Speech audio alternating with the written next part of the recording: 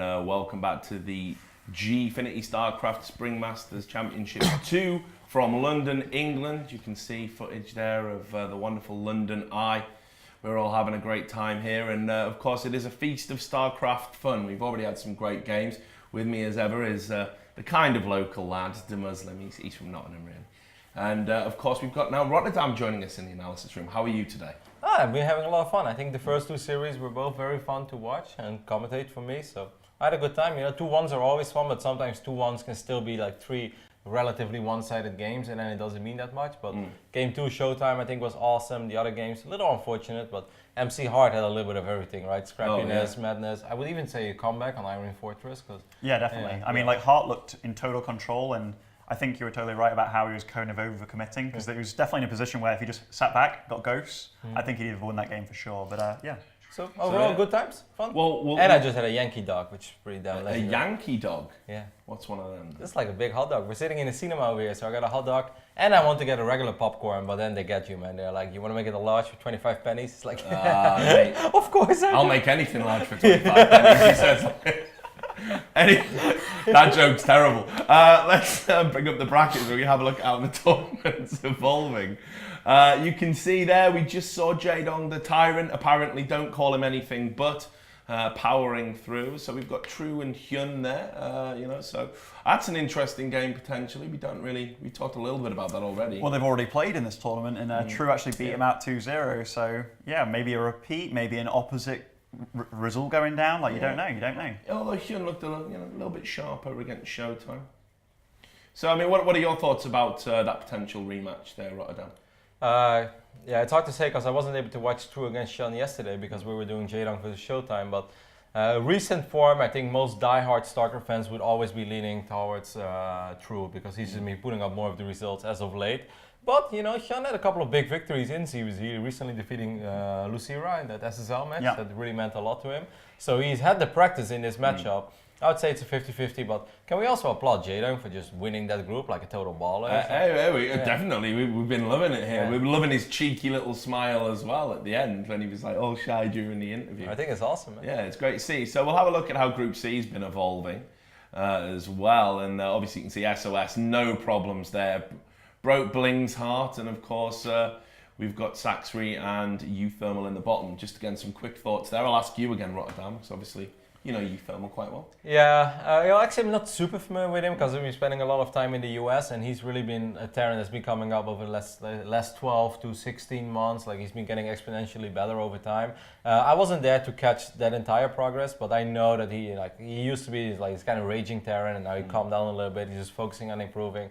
And I think, as much as I love Bling, because I really do, I don't think it's a surprise to see Uthermal defeat Bling, especially because Uthermal has been working a lot on that matchup lately. He had a TVP and Challenger, so he was the favorite going into that one. I think Bling was a little bit disappointed with how that went, but it's a shame, you know, no British winner at this Gfinity.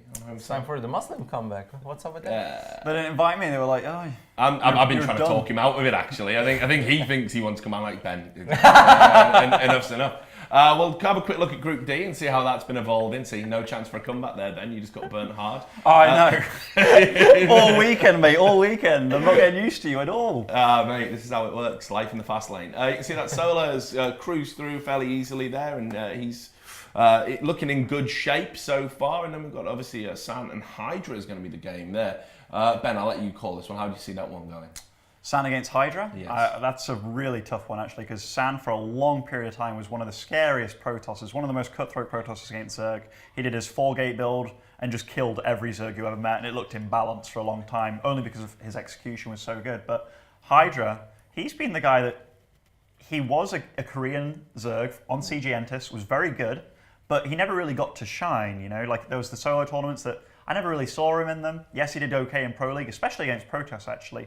But then he moved away, got taken under Root, and he's just been performing ever so well since.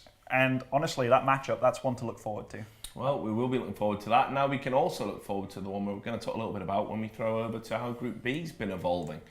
So we'll bring that up. You can see the game we have got is going to be Bunny and Patience. Now, we saw Bunny yesterday looking absolutely imperious against MC. Just a flawless game, really, from him. But, of course, Harstom's been bigging up Patience and saying, you know, Patience is no slouch. Harston demanded to cast this game, which is why we can't have him in the banter squad to talk about it. I can be in the banter squad. Oh yeah. I mean, you're in the banter squad as well, obviously, right now. But you know, Kevin was an original. I'm just saying. Oh my God! See, I'm never accepted for what, Julian. So how do you think that game's going to go? I mean, let's talk a little bit about this. This is for me one of the games of the day. I'm really excited about this.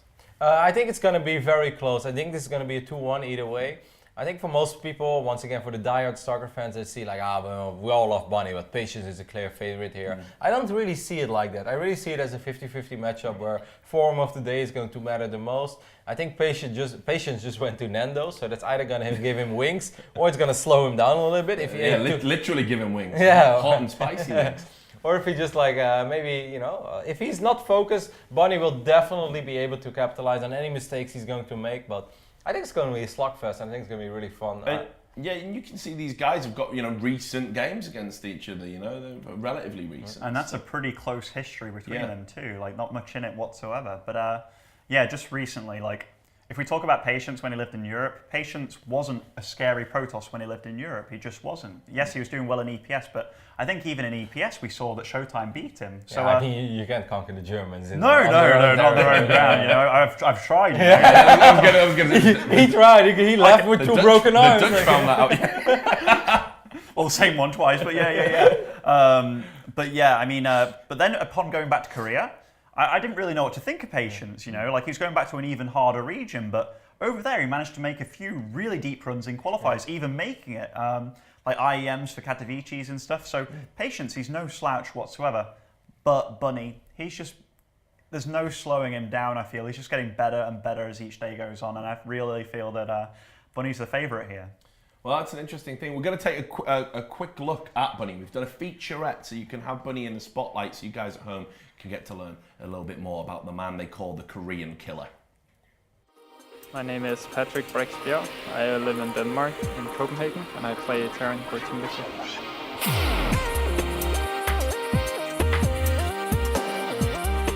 After winning G3, I was obviously really satisfied with myself. I began to question if I was ever good enough or would ever get good enough to win a major tournament in my career, and then that just came out of the blue. It wasn't something I was expecting when I went into the tournament or anything.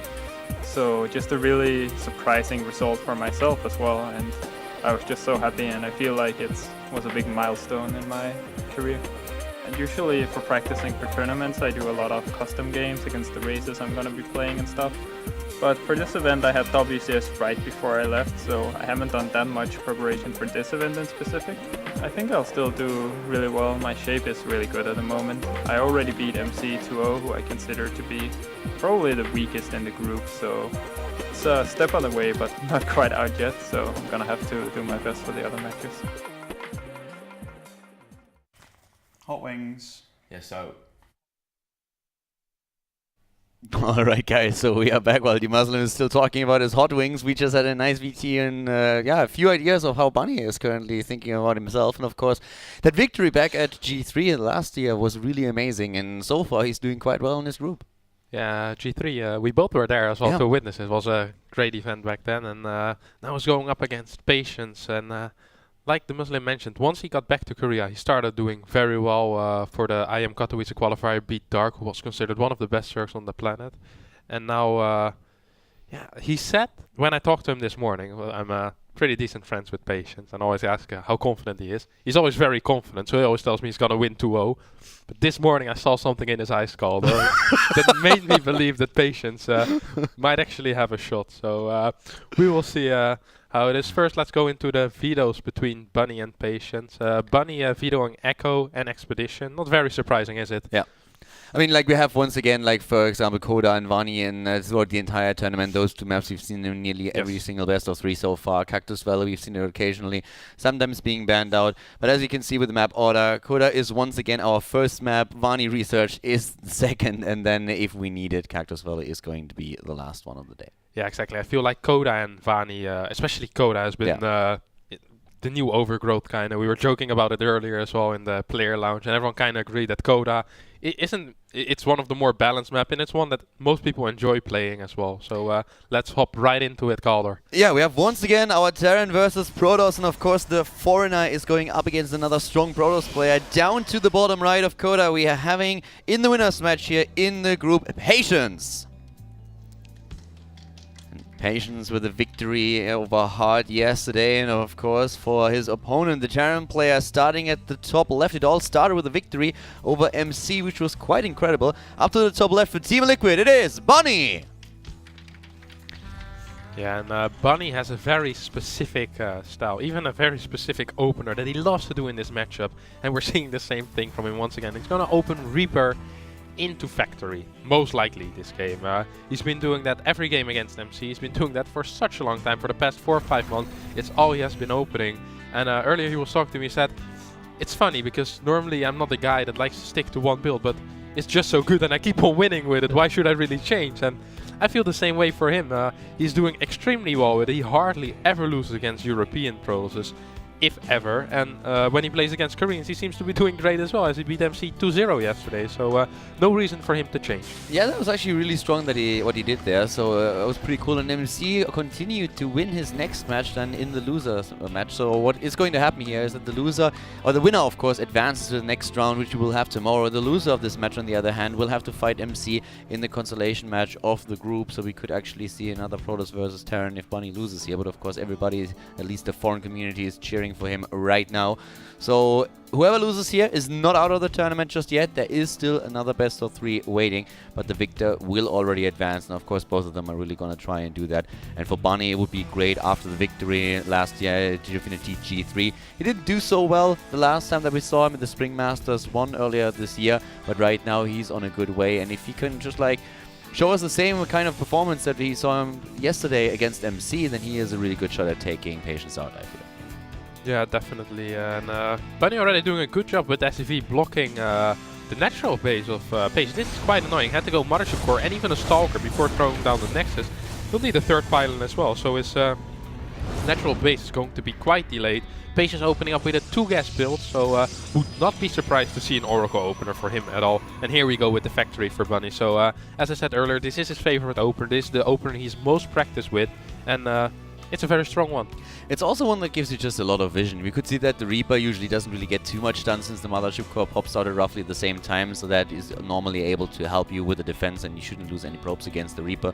But the Reaper at least gives you a very good idea of what exactly is going on in the main base. You see the gas, so you can kind of see what you have to deal with. And in this case, it's beside the expansion for Patience, also the tech, which is this time not a Stargate, but he throws the Twilight Council down. Yeah, a bit of surprise, as against Hard earlier he played Stargate twice, one time from 1 gas, one time from 2 gas, but switching it up, showing that he's a player capable of doing multiple things. Do you think it's one of those things where it just says like, alright, my opponent definitely watched the games that I played against Hard, so I need to change it up because that's what he's expecting? Do you think that's the reason why he switches it off, or do you think he just wants to, that he just feels like that's the better strategy against someone like Bunny? Yeah, it could be either reason. It's very difficult to call for me, but it's definitely switching it up is always a good thing, and I feel like Blink is a bit better against what Bunny plays as well, so you might be right with that as well. Not sure which specific reason, maybe a bit of both. One of the things that Bunny said yesterday when he won his series is that, like, yesterday we didn't even have an interview with him, and the first thing that he said when he saw that the interview didn't take place, he was saying, awesome, I can go back to the hotel and start preparing already.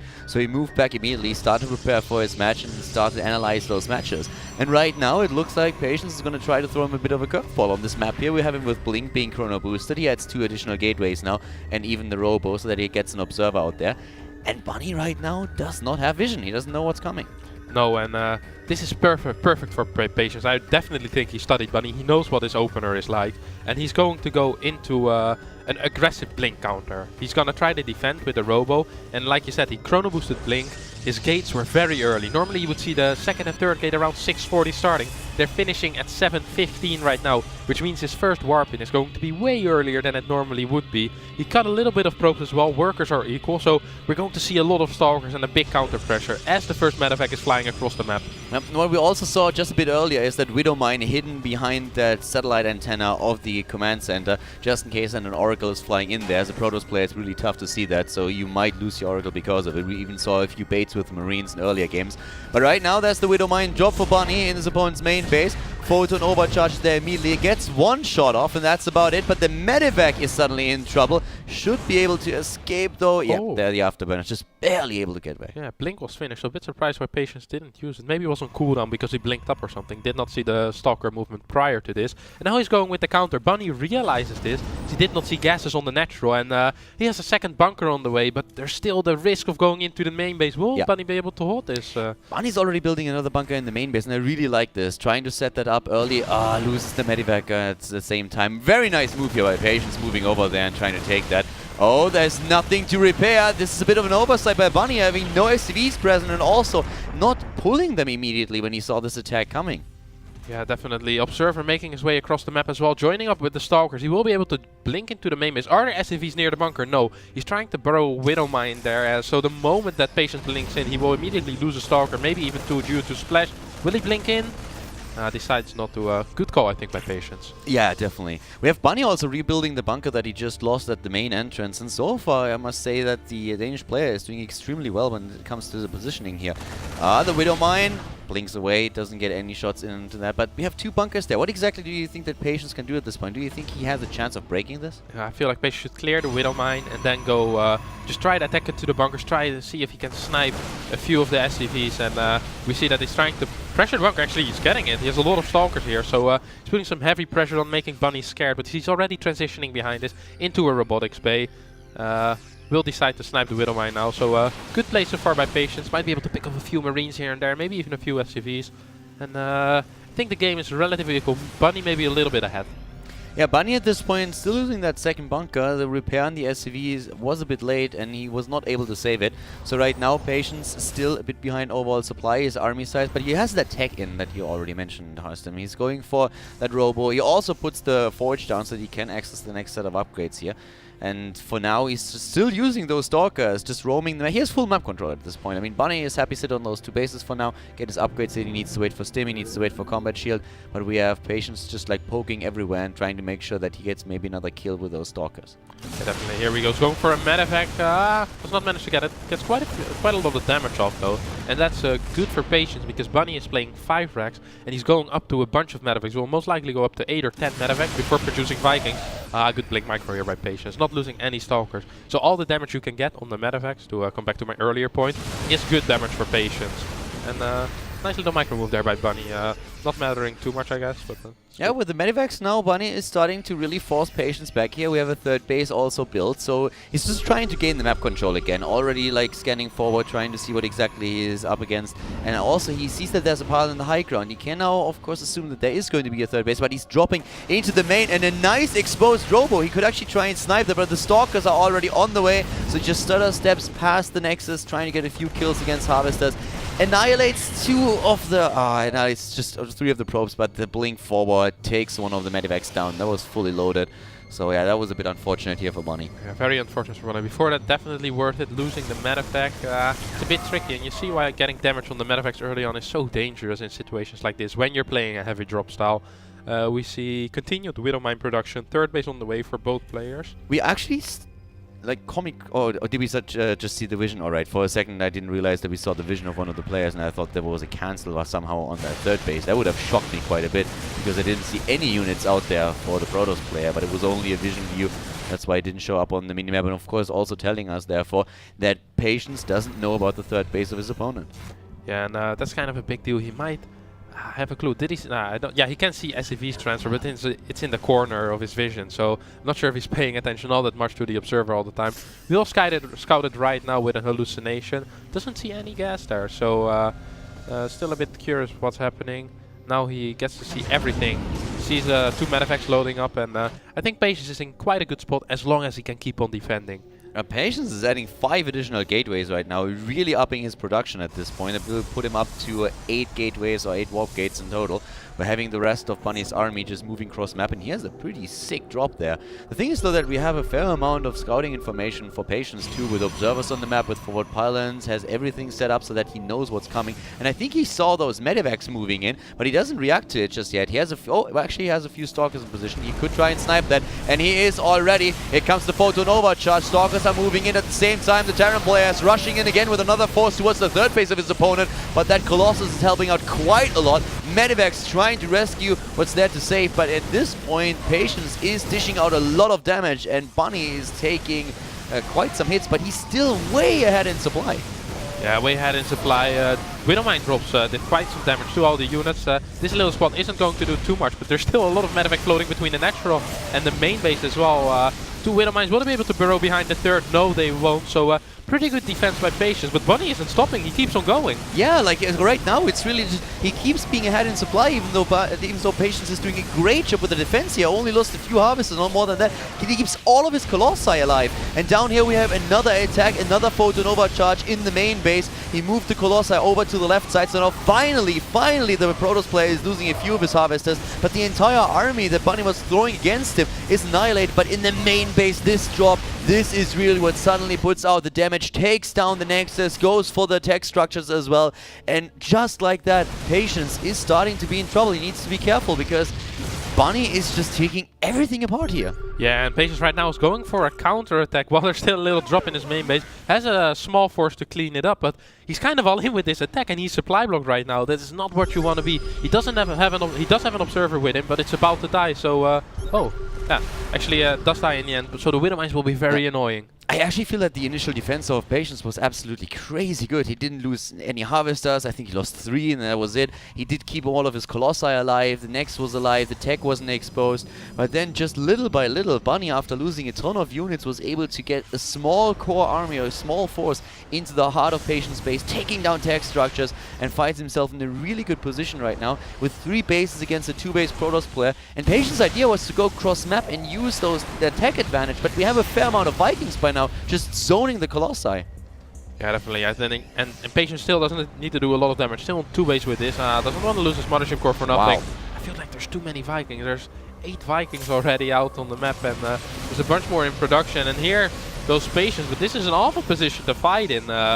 He can't really engage properly, I feel like, and it's gonna be harder the longer it takes. Yeah, and 2-2 is now on the way. Here come the snipes against the Colossi. Gets one, is trying to go for the second one. The Vikings are putting on a lot of pressure. At the same time, the Protoss player is moving in. Has the Guardian shield up as well. Stim after stim for Bunny. And he is pushing his opponent back, getting his reinforcements and chasing the Colossi away.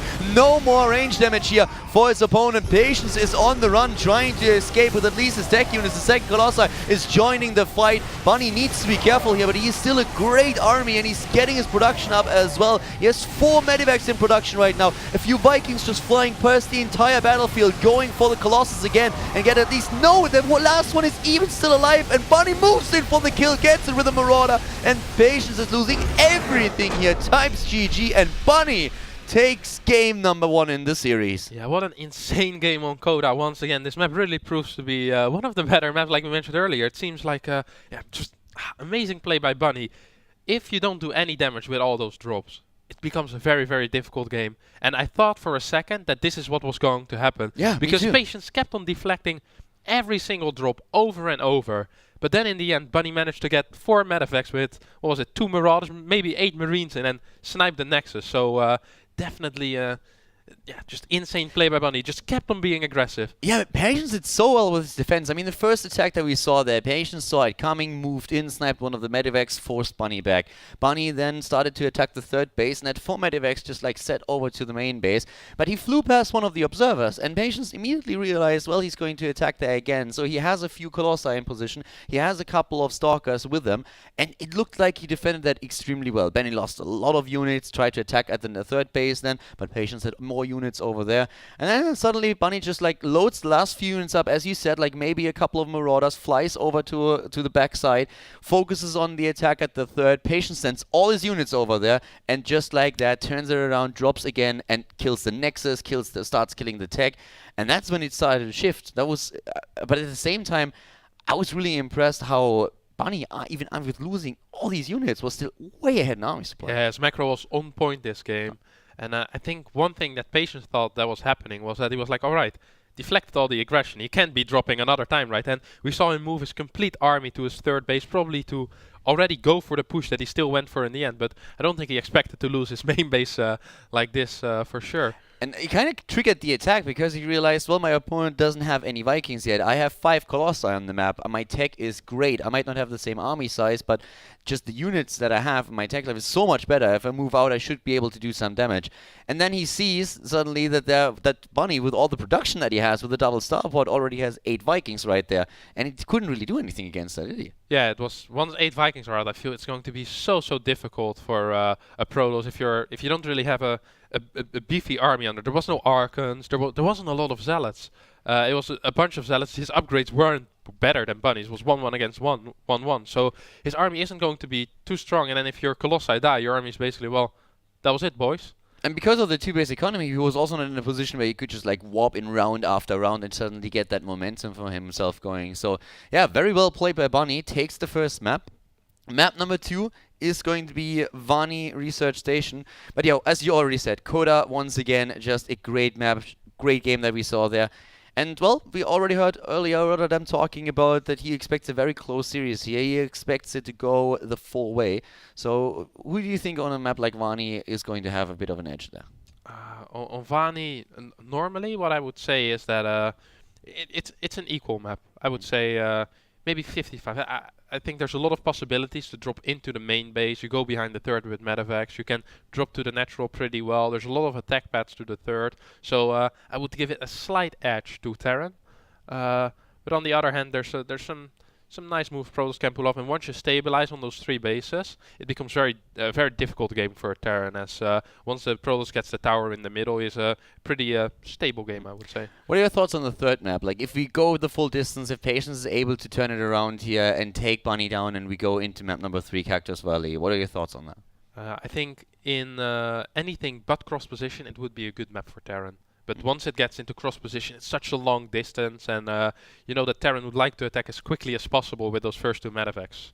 And Protoss doesn't really matter because they have the warp-in mechanic. So I would say cross position definitely favored for Protoss. Other 2 positions I would give it a slight edge to Terran as well. Well, we just let Bunny go for a quick break, by the way. Like, he needed to go to the bathroom after that exciting game. So he's already back, so he's setting everything up now. And we're going to jump into the second map, of course, just in a second. Meaning that if Bunny takes another one, he advances over Patience. Patience already showing in the first game that he really studied his opponent. The opening that we saw there for him, really pressuring Bunny, sniping those bunkers several times and really putting the pressure on the Terran player. But Bunny deflecting there very, very well. And then with the first few Medivacs moving out now. We're going into Vani Research Station, our second map in the series in our Terran vs. Protoss. And we could very well see a foreigner win this group, which would be quite amazing. Starting now to the bottom of the map, down 1 game in the best of 3 series, we have the Protoss player in blue. It is Patience. Oh, and we see Bunny doing something funky already, Caldor. If we take a look at the mini-map, we see an SCV on the way, and we both know what this is. This is gonna be a Proxy Reaper. Exactly. He is going for a very quick attack here. Up to the top, we have our Terran player, of course, to give an introduction as well. For Team Liquid, it is Bunny. Great first game by him, is in the lead now, and we are in the winner's match already. If Bunny takes another map, then he will advance to tomorrow's stage of the tournament, to tomorrow's round of 8. Right now, we're having him heading out with that Reaper, oh sorry, not with the Reaper, that would be nice for him, with that SCV going for the Proxy Reaper strategy here, and it's all, of course, now about the scouting of Patience. Is Patience going to find out what Bunny is doing, yes or no? How is he going to react to that? This is going to be an exciting one. This is going to be a very exciting one. It's a 9-9, which means 9 barracks, 9 gas. It's not the quickest. The quickest would be an 8 barracks, 8 gas. We see a 13 gate going down for Patience and just a regular 13 scout. He won't be able to see that barracks. Bunny has this in the perfect location.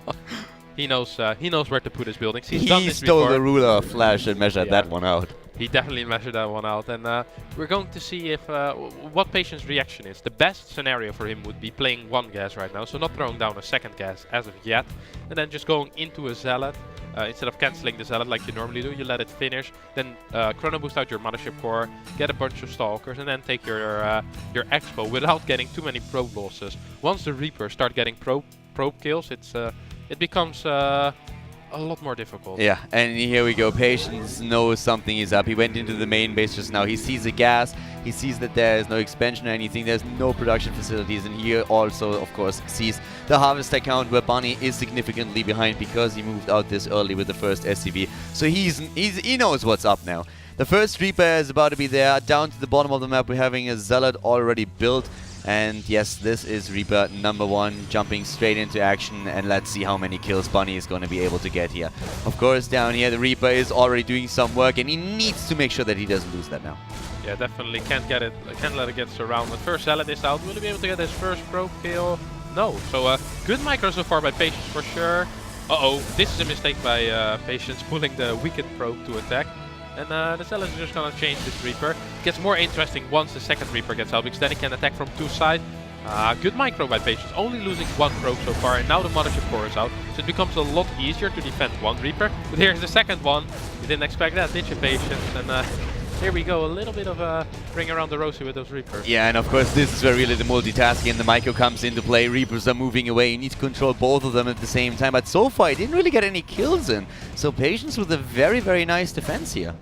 Yeah, very solid defense for sure. And Berg's been produced at home together with a reactor as well for Bunny. So he is already preparing some kind of follow-up, but there's no Nexus, so no command center down for him. Neither is there a Nexus, but I feel like this turned out to be way better for Patience than for Bunny. Yeah, I mean, there was like, if you go for a strategy like this, you sacrifice economy. You want to go for a trade-off. You have the faster units out there, and you're trying to just put the pressure on and kill a few workers, of course. But in this case now, he didn't get anything. He has 3 Reapers on the map. He still has them. He didn't lose any. But the problem is he did not get any kind of like trade-off for his earlier sacrifices here. He's trying to transition out of it, but he's 4 harvesters behind. That is only going to increase once that the Chrono Boosts are coming in for the Protoss player. So at this point, a really dire situation for Bunny. I mean, Patience defended that perfectly.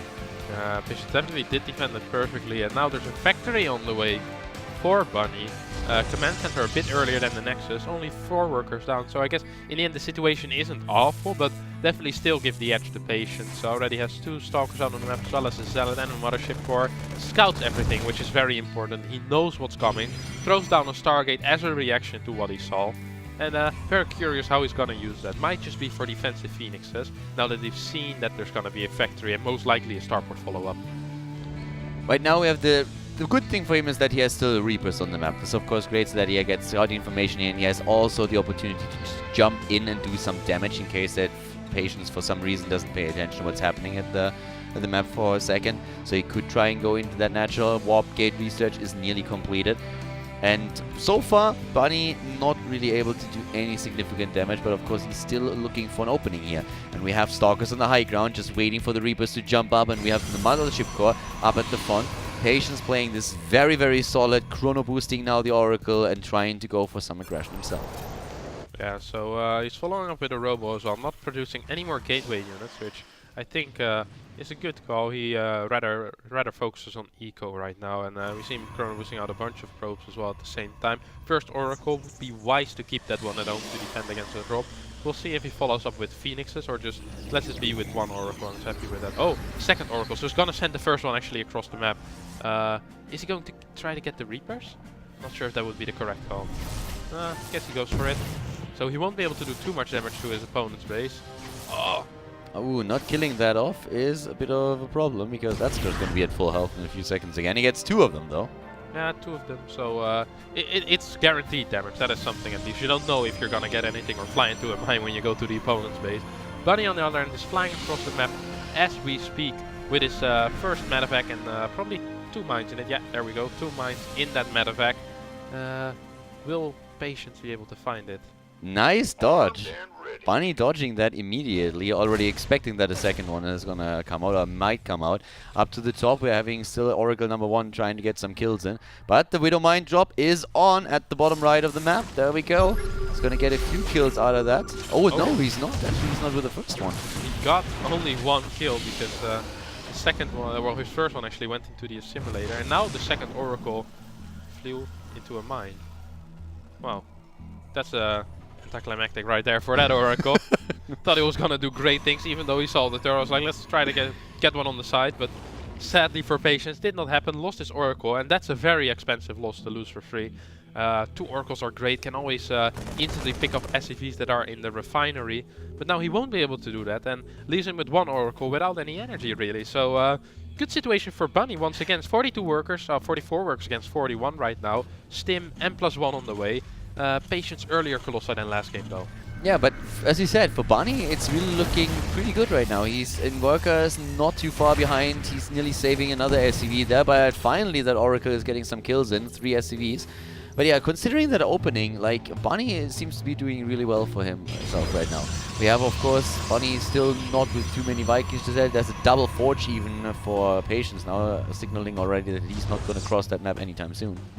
Yeah, definitely a good decision to get the double forge here. I feel like with Oracle, the only real choice you have, you either get a really quick third and play a Phoenix after that, or you go into the double forge. And double forge, the more safe build, I would say. So Patience actually playing it safe, getting 2 more SCV kills. Great Oracle control with this one. The second one not so much, but this one's been doing rather well now. Yeah, the second one actually like flew into a really bad spot there and didn't even get a single kill off, but number 1 is doing quite some work. And I mean, it's so important to keep that Oracle alive. You have that constant pressure against the Terran player. You can use the Revelation later on too, but in this case, of course, he just flies into the base, snipes the SCVs that are trying to build a few new structures, and that is great for him right now. So he gets the kills in, he makes sure that the harvester count of his opponent of Bunny is always kind of low, and we're having him with a 5 harvest advantage now, 52 against 47. So playing a very solid game. And Bunny with the medivacs that he has is now starting to move cross map and trying to get some kills in himself. Yeah, but I think it's going to be rather difficult as Patience hasn't taken a 3rd base yet. So 2 base pro is very difficult to infiltrate, especially if there's a cannon at each mineral line, which we see are being built right now for Patience. Oracle just watching that turret being built, being like, alright, guess nothing to do for me at that 3rd base. Good play by Bunny, first getting the turret, then getting the command center, making sure that SCV is a bit safer. Oh, never mind that. Yeah, it gets now on there, but yeah, still. We have the Oracle still there, trying to take those out, and if they just venture too far to the right, it's going to get the kills in. But for now, we're having still Marines in the main base with another Stim trying to get into position there at the bottom. Bunny couldn't really do anything with his own army.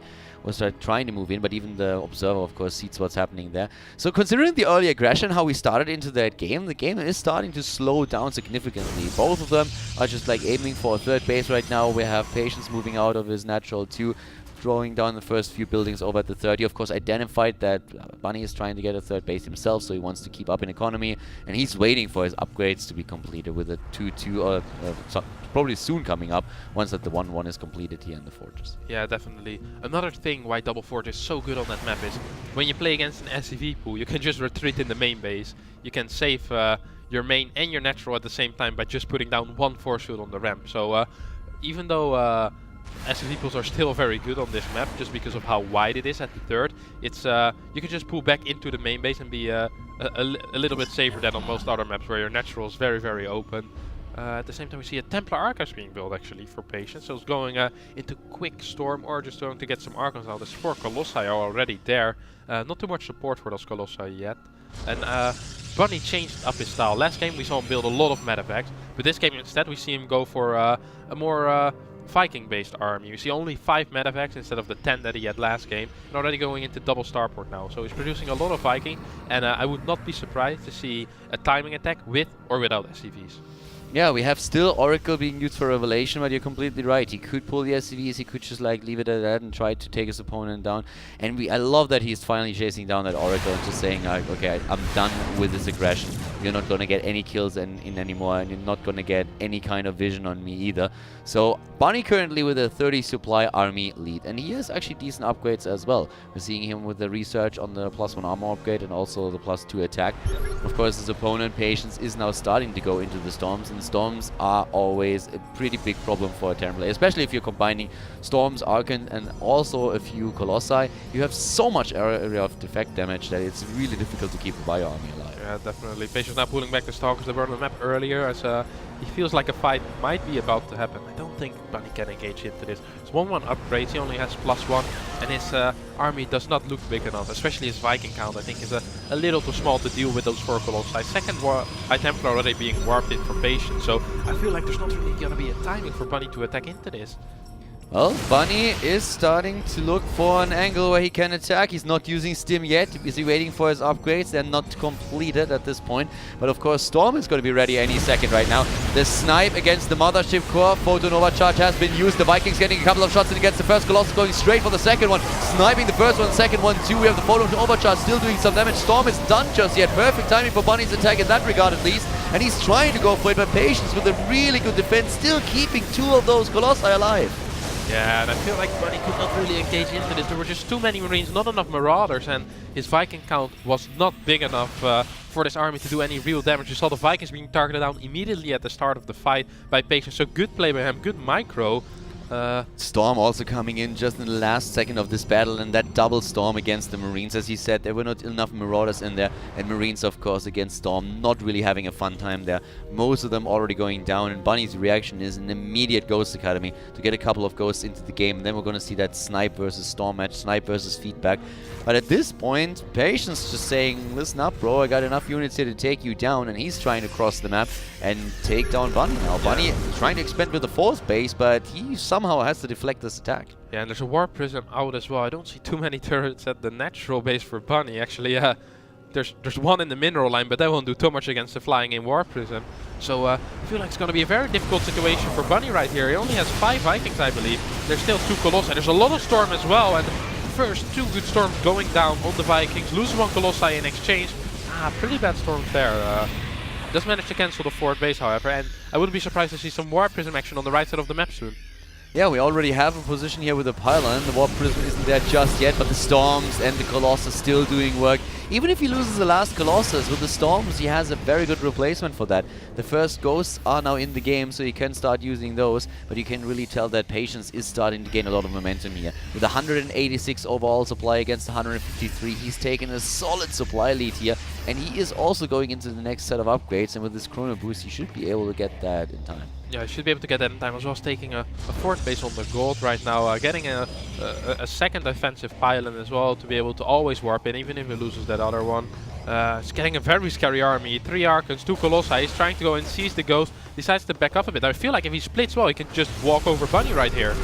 Well, he's trying to. Here comes the scan. The Medivacs getting in position. A few of them actually flying out because of the waypoint. Everything is just clustered up in this one. And here comes the first Storm. He's trying to go for a second one. There are no snipes against those. And we have Archons now morphing in as well. Bunny is dropping. Types GG. And Patience ties the series up. Wins map number 2 against his Terran opponent. Which brings us into game number 3 between the two of them. Yeah, and final map is going to be Cactus Valley, like we mentioned before.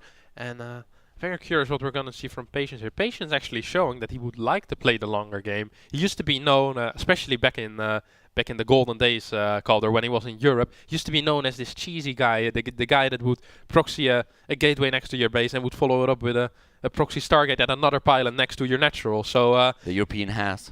Definitely, well, not really the European has, but we considered him European for sure. So he was this cheesy guy, but lately he's been showing a lot of macro-oriented play, and we've been seeing the same in the series. And also in game 1, he did go for the counterattack, but only because he lost his main base. And I feel like if that wouldn't have happened, he might have done some prodding and poking, but he was in it for the long run, you know, he's in it to win it. Yeah, he actually played a very, very solid game there. Especially the defense at the beginning was really great. I mean, those Reapers never really posed a threat to him. His micro was just good enough, didn't lose a single harvester, always moved them back, made sure that they didn't die there. Once he had the the Zealot and the Mothership core out, he just pushed both of the Reapers back, and when Bunny finally had the third one, was trying to go in again, there was already a Stalker ready. So that opening, of course, without him going into that second gas that you mentioned, really, really helped him. He had the resources to pull all of that off. And it was very solid play. The Scout just missing the proxy barracks, but he saw immediately in the main base, of course, because of the lower harvester count, the gas taken and no production structures there, what he was up against. Now we're playing a very different map in terms of like size to what we've seen so far, and it's going to be interesting to see who's going to take it there. I mean, Cactus Valley is going to be an interesting map for the third match here. And yeah, a 1-1. Of course, again, it is the winner's match, so the loser will go up against MC.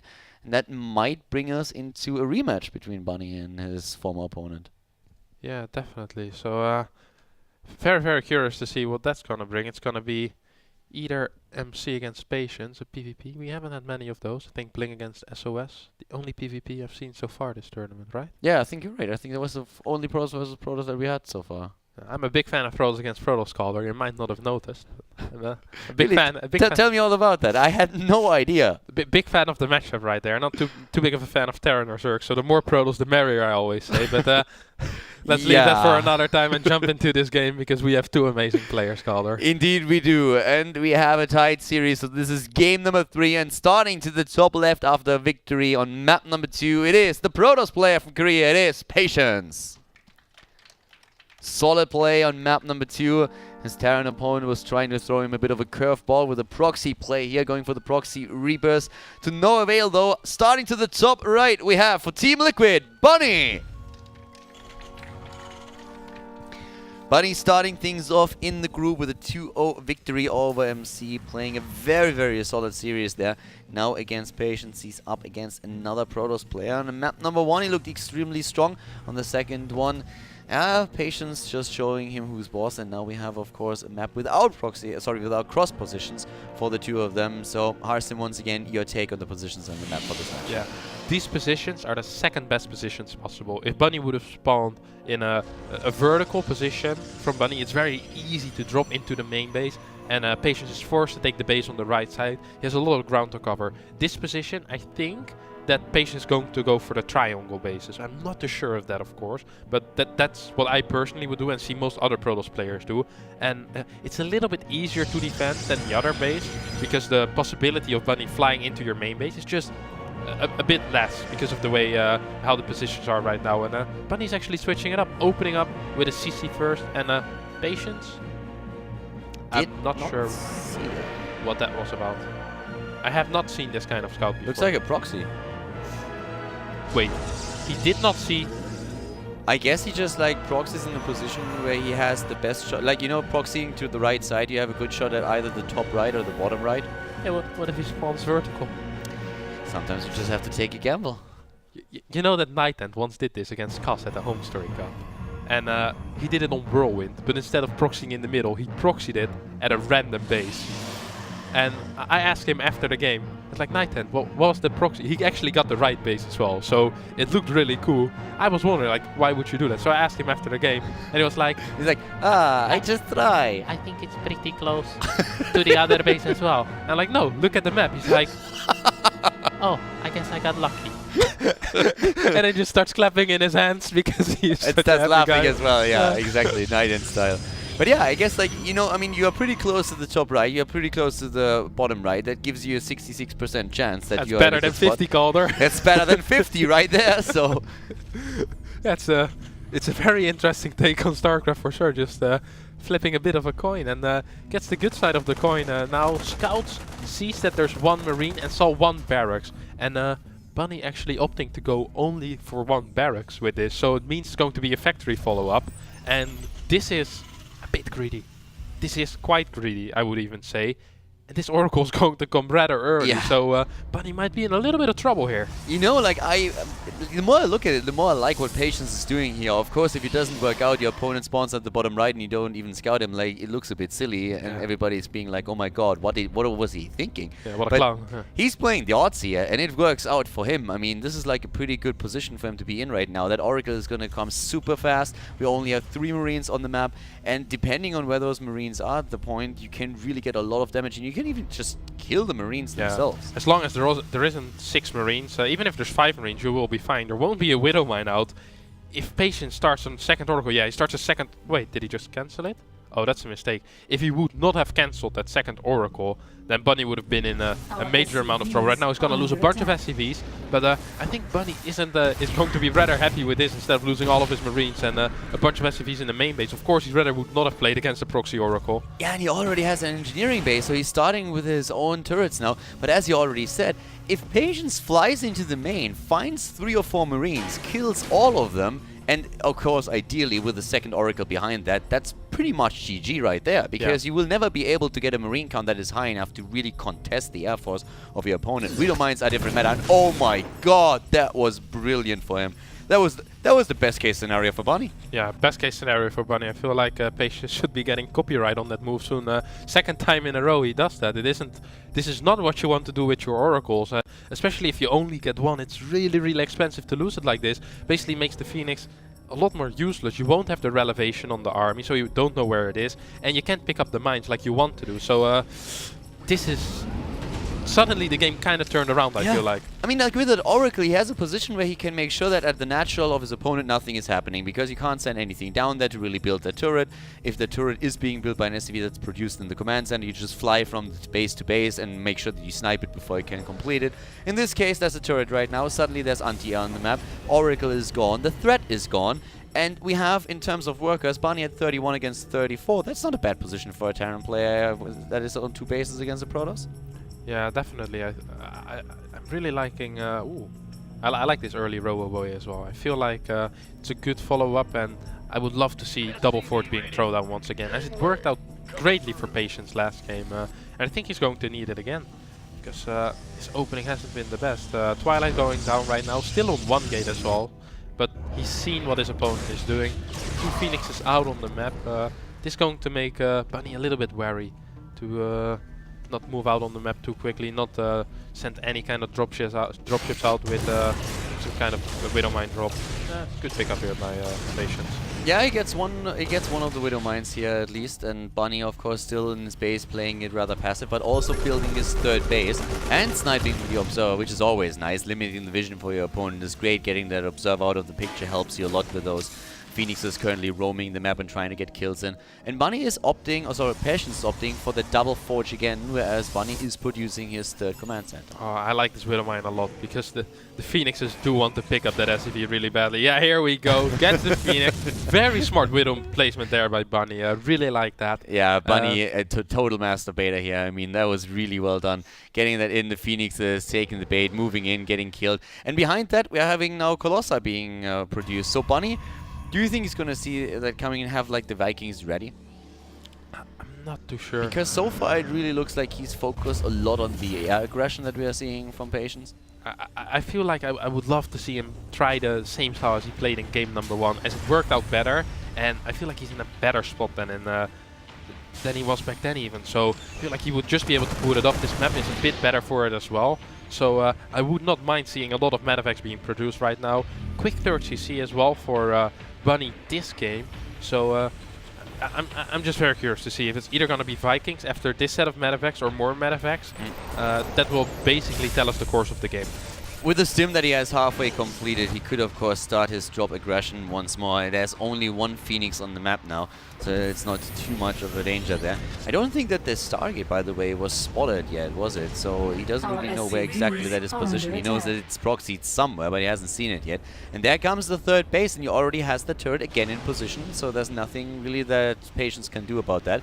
And Patience is way behind in supply. I mean, it's also because he's of course throwing all that tech out right now. He doesn't get any units. His army supply is very low because of it, but he's getting the +1/+1. He has double forge. He gets range also for his Colossi. The blink upgrade is on the way. He's going all out on this. Yeah, definitely. He's getting all the upgrades in the book. Would not be surprised to see the carrier upgrade soon as well if he keeps on going like this.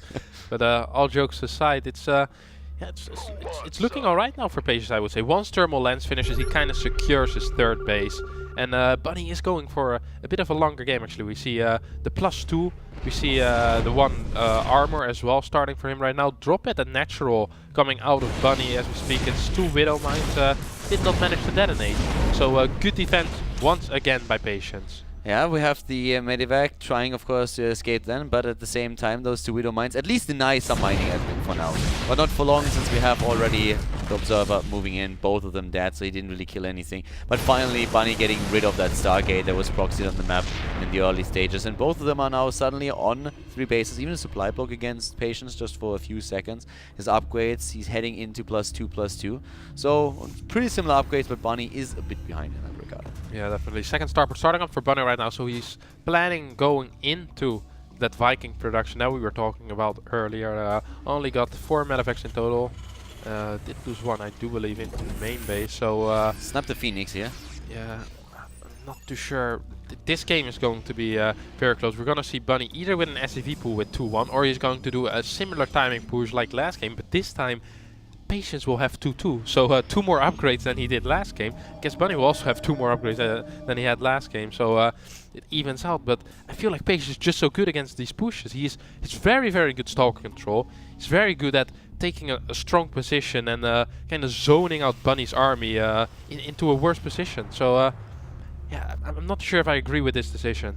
The one thing that he doesn't have, that he already started to head into at this point of the last game, he doesn't really have any tech into Storm. So that's not going to become a problem for Bunny anytime soon. But we have, of course, that Colossus count. And talking about Colossi, there's 4 on the map, a 5th one there, but now the Viking production has started. He needs a lot more if he really wants to contest that, on the other hand. He can't really move in against this. Like, there's no way that he's going to win a fight against this many Colossi if he doesn't have Viking. Definitely not. And Patience is even opting to stay on 4 gas, so he's going to be pumping out a lot of army, adding a few gateways instead, rather than getting those simulators and the extra probes for them. So he's going to have a very mineral heavy army. You won't be seeing a lot of tech, maybe Archons, but I really doubt we will see Storm anytime soon. Probably gonna stick to 2-2 upgrades and try to get a fight once he gets closer to max. We have a Ghost Academy actually coming up, just on the to be on the safe side. He doesn't want to be surprised by a Storm again. That happened in the last game, and he didn't really enjoy that. At the same time, the Viking count is just being increased the entire time by Bunny. And just the overall macro, he's looking pretty solid there. We're having him on 3 bases with a massive amount of army supplies at 133, with a lot more Marauders, by the way, than he had in the last game, so that already works in his favor. I like, though, that Patience is sending Zealots over to the Mineral Lines, trying to distract his opponent and also take Harvesters down. And with Bunny planning his attack here, those Zealots could actually do a whole lot. They already killed 6 SCVs. Yeah, but this is a very good position for Bunny. I don't think Patience wants to fight here. And he takes that Nexus. Nice. Marauders once again with Stim.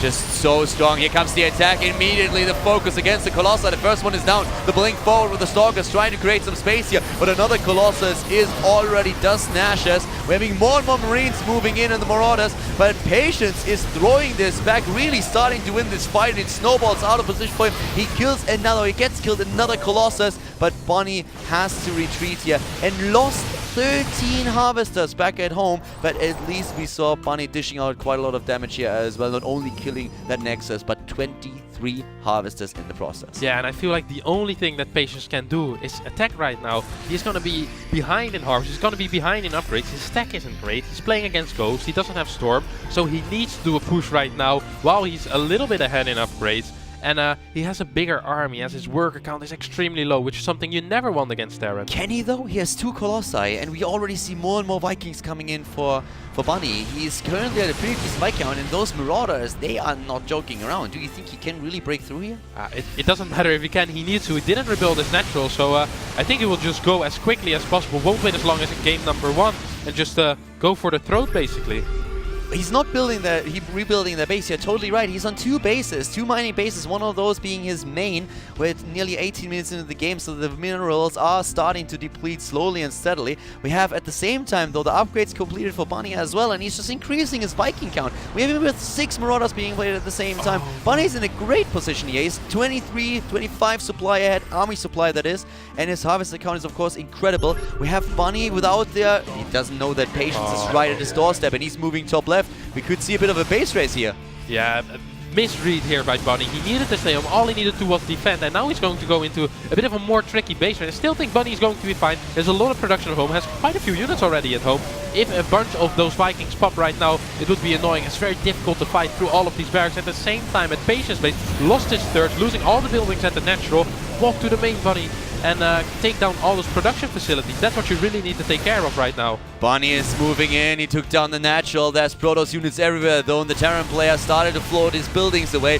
Needs to make that happen as fast as possible, save a base or 2, and at the same time, the Terran player just takes everything apart in the main base. 55 SCVs already died. There's a lot of probes out on the map. The thing is, though, we have enough minerals for a Nexus, even for Patience. He's just started to build one, apparently. Yep, there it is. Starts to build one on the next side, tries to move away. Army supply, 90 to 92. It's exactly the same right now. Suddenly, Patience and Bunny on eye level when it comes to army size. Yeah, so I feel like this move was a very good move by Patience, trying to trick Bunny into believing he went back. Bunny lost is the command center in the top burning, or isn't it? No, it is not burning. So if Bunny manages to escape with all of those command centers, the eco is going to be relatively equal. It might even be in favor of Bunny actually, because 15 workers against 3 mules. I can tell you mules are very good Calder. Really? Yeah, they're quite alright. They get you a lot of income, and both of them are going to be supply stuck for a very long time. There's only one SCV left. That guy is going to be dedicated to building a lot of supply depots. Yeah, he does not have a fun future ahead of him. I mean, Bunny basically is saying, alright, you're going to be building supply depots for the rest of the game. And the SCV is like, oh man, really? I don't want to. But yeah, he needs to get some minerals first. So he really needs to start dropping mules. And right now, it is starting to become a bit, of course, an elimination process. He's trying to take all the structures away. And there's still a few things on the map, as for example what we just saw, the refinery. But Bunny now has production structures too. This is one of the advantages that he definitely has. It's more about this battle here. The amount of Vikings is going to be crucial, and he should have enough. But I love those hallucinations that we're seeing for Patience now. Yeah, very smart move, and I feel like Patience realizes that he rather fights than go for the long game, where the other guy already has production facilities and 3 bases, and you yourself on 1 base and 15 probes. So exactly. Yeah, we see him just prodding and poking a bit, trying to get a free Viking, but it isn't working out so far. And just trying to get into a good position, maybe debating whether he should move into that choke, because that's a very good position for Bunny right there. The thing is really that the only thing, the bad thing, especially for Patience, is like, of course, he was able to just like deny most of the supply depots to his opponent, but we still have those production structures all over the map. And with mules being dropped, he can take this, but a fight is happening already, and here come the Vikings sniping one of the Colossus after the next one. 2 down and only a 3rd one remaining in army supply, both of them dropping at the exact same rate, but it looks like in overall sustainability, if he snipes that one Colossus, it should be great for Bunny here. He's trying to get it, doesn't succeed so far, but Patience is dropping fast in supply, and with all those medivacs in the air, he just takes it. Bunny advances to the next round of the tournament. He wins the group. Very well played here, and we are going to see Patience going up against MC in the consolation match. Yeah, amazing play by Bunny. I felt like moving out of that little choke that he had there might not have been the best move, but in the end it did work out. It was a way closer fight than I would have expected if he would have just stayed behind that choke. But yeah, amazing games by Bunny once again, especially game 1. I think it's one of my favorite games of this tournament so far. Just non-stop action, and Bunny showing why he is the best foreigner at the moment. Really great play by him on the first map, but also in the last battle there, immediately starting to focus the Colossi in the back, already saying, okay, there's no way you have this many Colossi. That's definitely a hallucination at the front, trying to tank the damage. He didn't kill the last one, and for a second when he moved in there was like, uh-oh, could that maybe be the small thing that turns the tide of the battle, the Colossus that just melts the Marines away? But there were so many Marauders, and with all that Medivac support that he had, the Marauders, it was so difficult for Patience to kill them off. Yeah, that felt like a big difference between game number 2 and game number 3. The Marauder count in game number 3 was way bigger, and it gives your army a bigger sustainability. They can take a few hits from the Colossi, it doesn't matter that much. Well, in the first game, when I was doing that push, he only had like 7 Marauders and 45 Marines. So if you get 2-3 good swipes from the Colossi, it's going to be such a difficult battle already, because you're stuck with 6 Marauders and 5 Marines left.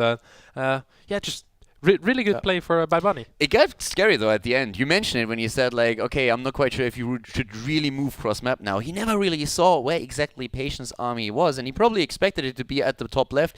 Maybe he thought that Patience would start rebuilding that nexus again and try to build up, and was like, all right, now I have a chance, I can attack. But Patience, far from it, was trying to attack him because he said, there's no way I'm going to catch up with him anymore. I need to go for it right now. And suddenly they just like passed each other like ships during the night, so that was quite something there, and that nearly lost Bunny the game then after all. Yeah, it got a lot closer than it should have been.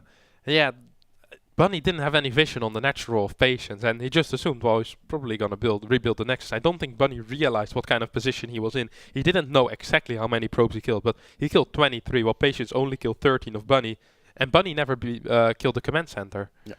So guys, our analysts are ready now as well, so we're gonna throw it over to the boys, and let's see what especially Roddy and Ben have to say about this series. What gives, Caldo? What's that about? I want to see especially what those two have to say about it, not me. Doesn't care what I have to say. Your marks, your cards been marked. Anyway, it was a great series, Bunny and Patience, and we thought it was going to be the game of the day. It looked like it was going to, really deliver, and it did. Probably exceeded expectations in many ways. Just some initial thoughts then, because it was pretty close, especially in that last game.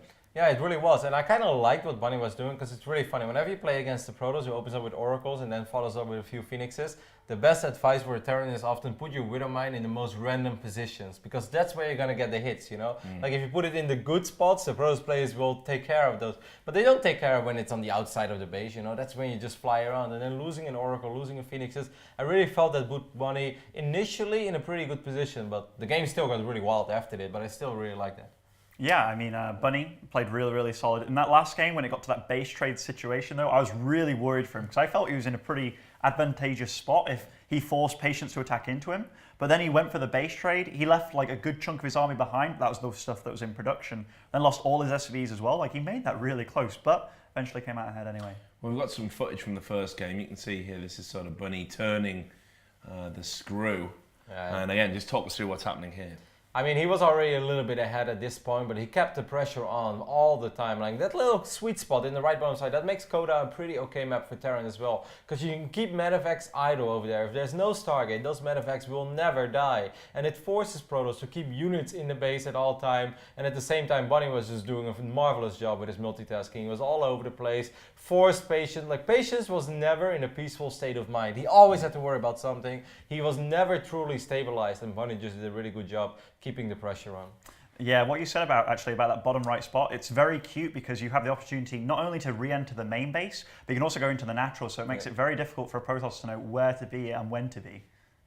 Yeah, it's kind of like what we used to have on Daybreak, even though that was just like a tiny little spot. Yeah. And this is just like, I mean, you have the promised land over there.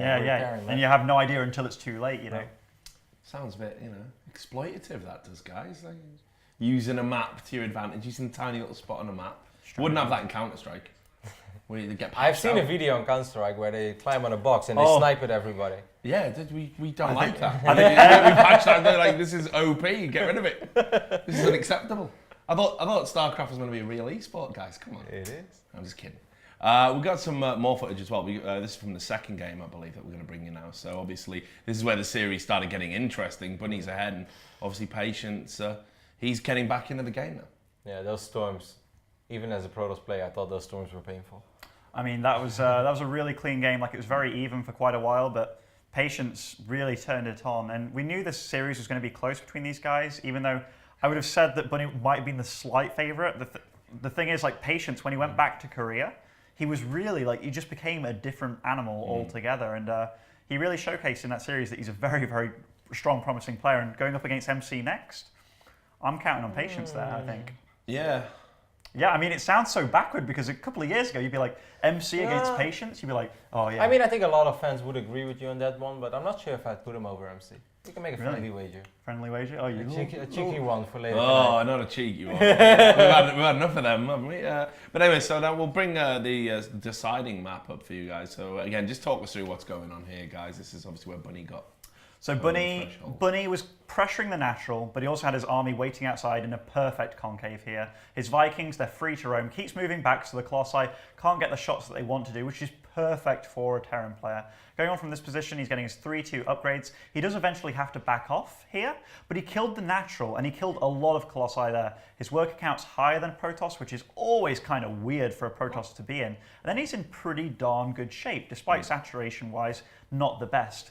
But when he chooses to then go for a base trade from this point on, that was a really Larry move, and I'm kind of surprised he did it. I mean, let's not forget that even though that was a great fight for him, he did lose almost all of the Vikings. He had 3 Vikings left, but I'm sure, Ben, you can attest as Terran player, 3 Vikings, that's not a number you want to fight 2 Colossus with. No matter how much you have on the ground, a couple of good force fields and stuff, 2 Colossus is something you have to respect. Oh, certainly. But like here, does he just choose to bypass this army? In fact, we'll see what happens here. So Patience, you can tell he's kind of timid about invading too, because if he gets surrounded in that position, which is a big flanking position, things can really get troublesome. I mean, you could flank with SCVs on both sides, and if you're Colossi, as soon as you start dividing where the Colossi shoot, be it one side to 2 side, that's so bad. Yeah, they're terrible. And SCVs, while they do get mauled by Colossi, if you have them to like stop your bio from dying, that's a fight you're going to win any day of the week. So I mean, overall, we got a good feeling about Bunny. I mean, you know, he was in on my picks for the whole tournament potentially. Really? Yeah, I did have him down there. Well, because And you're lucky. He did ask yesterday when Bunny plays, like, are Hey, we looking at it's guys more that lucky could dip. potentially take it all? Richard did say that, and so Wow, far, Richard. yeah, seriously, I was there. I interviewed him years ago when he entered his first tournament. It was the Copenhagen Games, and his manager came over. I can't remember what org it was. Copenhagen Wolves. It might have been. Yeah, it might have been. Yeah, that was right. Because obviously I know Jakob. And they said, "Oh, we've got this up-and-coming Starcraft player. Will you do us a favour and interview him?" And I was like, "All right then." Yeah, and we did this interview, and it was up on YouTube. I think it's still only got like 500 views, and it was like his first ever interview that he did. That was when I met Bunny. Wow. And ever since then, I've followed his career. And I'm like, it's great to see him, you know, be able to. I So I always bet on Bunny. Always. I remember like one of Bunny's first like real upsets. He was in a group with like MC and Naniwa for Home WCS. story? Oh. No, WCS, and I remember that's when he knocked Naniwa out, and that's when Naniwa went on his little decline. So it was kind of Bunny that did it. You know, he was the Wow, Ben. he was the one that really showed it. But he also lost to MC in that group. So it's nice that he went up against MC like a year later or so, maybe a year and a half later, like doing really, really well is Bunny. I mean, I must say, like, we've had foreign hopes in the past, but how many times haven't we had it as well that we went into a big tournament like this where we had 1 or 2 non-Koreans and we're like, man, let's see how they do. Yeah, you know, it's and like- it's and like then day 2 comes Yeah, and they've yeah. all gone home. yeah, it's like Yeah. 1-2-0-2, but it's so impressive that both Snoot and Bunny, they just keep doing it. Now, it's almost like we almost take it for granted that these guys just win series against, well, as long as they don't go up against Live and stuff, they'll probably be okay. But it's so damn impressive because it's been a long time since we had guys like this. Like, this is a very tough group. It's Bunny and 3 Koreans. Well, yeah. Yeah, and he just, like, he wins it. Like, that's No incredibly problem. impressive. Easy. So you're talking about me pulling names out of a hat, winners out of a hat. Banks has pulled a rabbit out of the hat because he's with Bunny right now. Oh. So take it away, James. Thank you, Richard. I have pulled a rabbit out of the hat. I've got Bunny sat right next to me now. And Bunny, absolutely amazing. But you try to tell us on screen that you haven't prepared so much. And then you go and do that. You continue taking down the Koreans and you've topped your group. Did you expect this at all? Or are you just happy of how well you've done? I wouldn't say I expected it, but looking at the group, I thought I had a good chance to get out like number 1 or number 2. Because I really like playing against Protoss and I practiced a lot of Terran for WCS, so I thought it was a really good group for me actually. Now, if you look at the rest of this tournament, for me, I'm getting a bit of nostalgia here from when we were at Gfinity G3, and I'm thinking, okay, we've been in this situation before. Do you believe you've got what it takes to go all the way now, or is it too early to say for you? I'm a bit worried about my matchup against Zerg because that one isn't as good as my other matchups right now. So if I run into some Zerg in the playoff, I think I might be in trouble, but yeah, I guess there's always a chance. Now, does that count for all Zergs, or is there one Zerg in particular that you want to avoid? I think Solar is probably the best player here, so I'd like to avoid him, but any Zerg I'd like to stay as far away from as possible. Now, let's talk about that final map. You had the base race situation. What was going through your mind there? Were you just confident that you were going to outnumber him? Because it was very touch and go towards the end. I was really frustrated when the base trade first begun because I knew if our armies would fight each other, I would win. So with the base trade, it gets a little bit more tricky. I kind of missed his army, and in retrospect, I probably should have stayed home, just defended. So I was really annoyed when the base trade went up, but in the end, I barely won the last fight. So I actually didn't know how that fight was going to go before we took it. So I was really happy I came out on top at the end. Now, obviously, we're here at Gfinity, the Masters again. We've been in London. It's absolutely crazy. What has been your highlight of being in London once again? Because it's your third time, and we keep seeing you here, and it's always great fun being with you. I like eating chicken at Nando's outside. It's probably the best part about being here. But I haven't really got the chance to see much else, so yeah, that's the best part. See, everyone's saying this about Nando's. Well, Bunny, continue on in your fashion that you are right now. You're playing absolutely brilliantly. I'm going to look forward to seeing the rest of your games, and you never know, we might catch up for another one of these very soon. But I'm going to throw it back to the analyst guys right now, and they'll bring you some more great juicy information.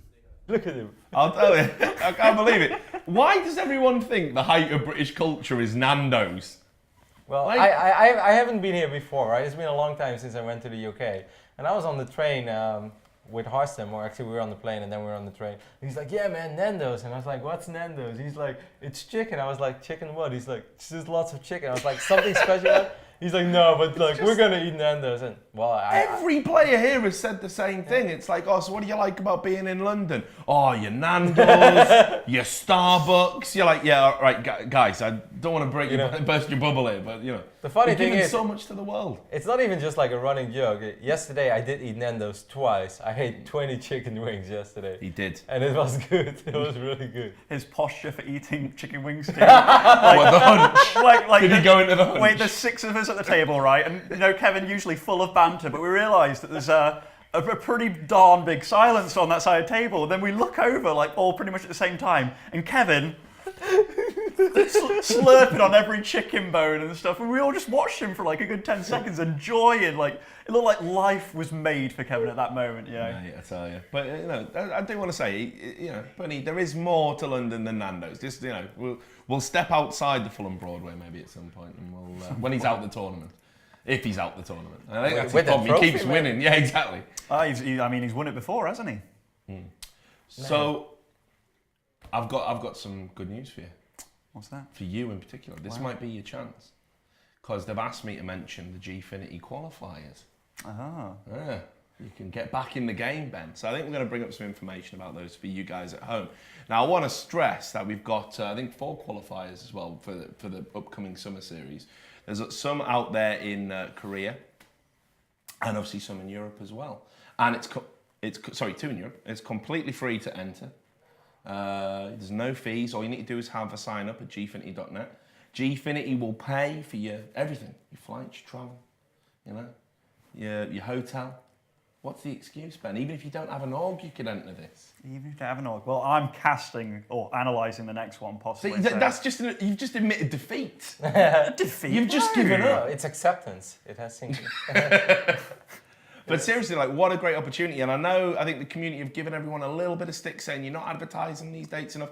And we do obviously want people to sign up to this event. It's a great opportunity. Anybody from all over the world, you can get in there, get flown out, get looked after. The Gfinity people, they do look after you. They get you your Nando's that we've heard so much about. Well, I'm hoping to get a sponsorship with Nando's for the next one. It would cut the cost down, bro. Yeah, this is actually the best advertising for Nando's, because like every event so far, it's just been like Nando's.